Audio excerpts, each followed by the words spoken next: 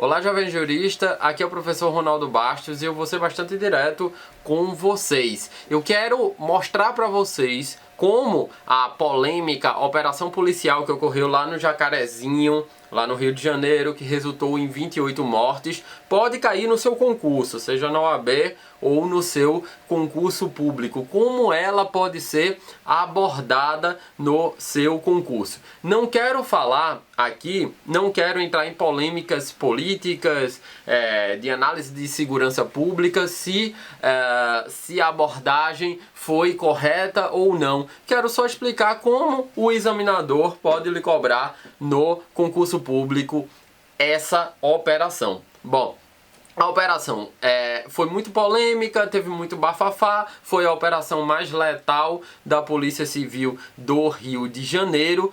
A ONU já disse que tem que ter uma investigação independente. Então é a primeira forma que pode ser cobrada no seu concurso, né? O Ministério Público do Rio de Janeiro já abriu essa investigação. A primeira forma é a seguinte: considerando-se que a investigação criminal, como regra, pela Lei 12.830 de 2013, é conduzida pelo delegado de polícia por uma série de atos administrativos que compõem o chamado inquérito policial. Será que é possível o Ministério Público ele conduzir sozinho uma investigação criminal? Será que isso é possível? E a resposta é sim. Lá atrás, em 2015, o Supremo Tribunal Federal debateu e adotou a chamada teoria dos poderes implícitos. Se, segundo a Constituição Federal, cabe ao Ministério Público ajuizar de forma exclusiva a ação penal pública, se ele pode denunciar, ele também seria um poder implícito, esse poder de denúncia, poder de ajuizamento da ação penal pública, ele também investigar. Então, pela teoria dos poderes implícitos, é possível que o Ministério Público investigue STF, recurso extraordinário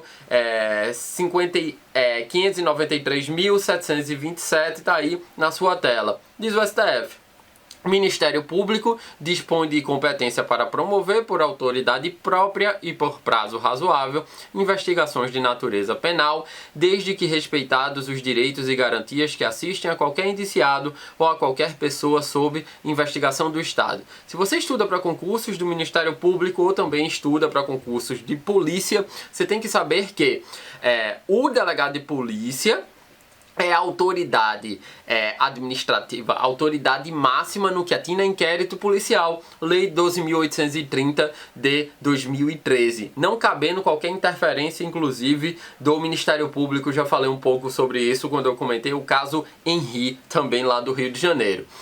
Só que o inquérito policial não é a única forma de se proceder a investigações criminais. O Ministério Público tem essa possibilidade adotada pelo Supremo. Em 2017 surge a Resolução 181 do Conselho Nacional do Ministério Público, que regulamenta essa possibilidade. Vou ler o artigo 1º para vocês.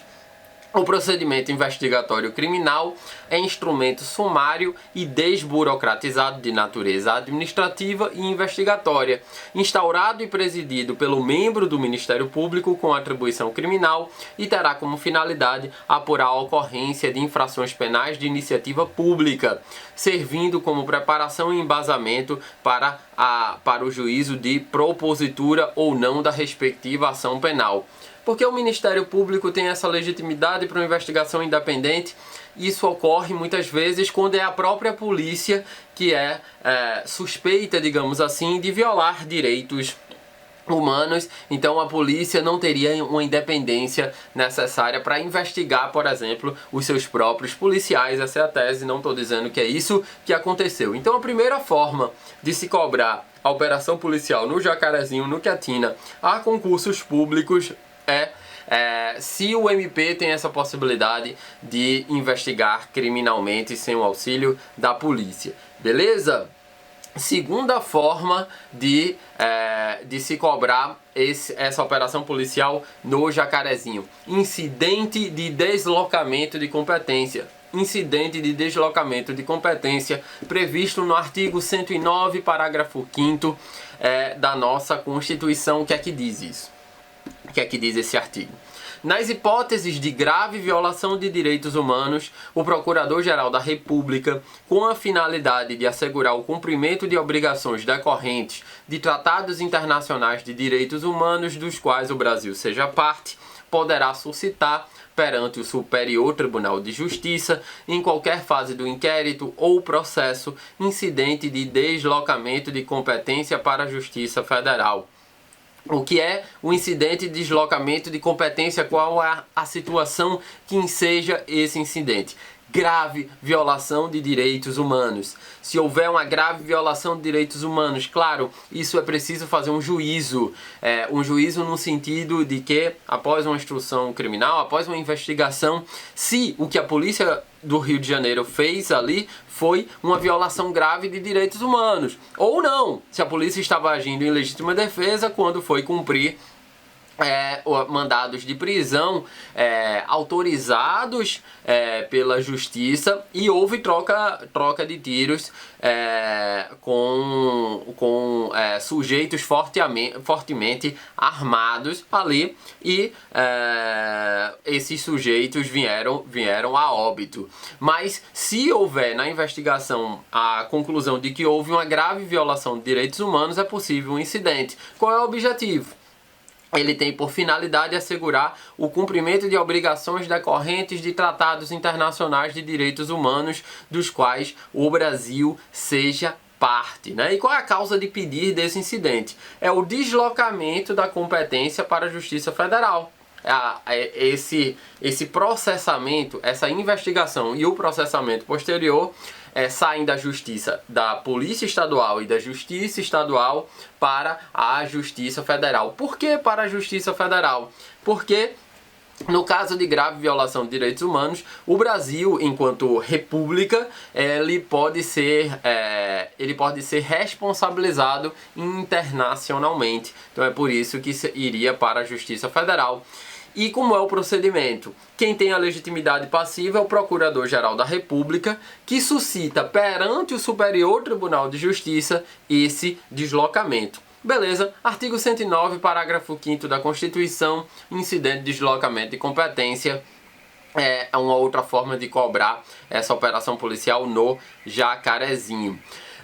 E por fim, há uma denúncia na Comissão Interamericana de Direitos Humanos, né? No caso dessa investigação ser feita e há uma vítima, por exemplo, os parentes da vítima chegarem à conclusão de que o Brasil, através de seus órgãos de persecução penal, tanto a polícia quanto o Ministério Público, não envidaram esforços suficientes para punir esses policiais. Se for esse caso de punição desses policiais, é possível que a vítima ou os representantes da vítima denunciem o Brasil na Comissão Interamericana de Direitos Humanos.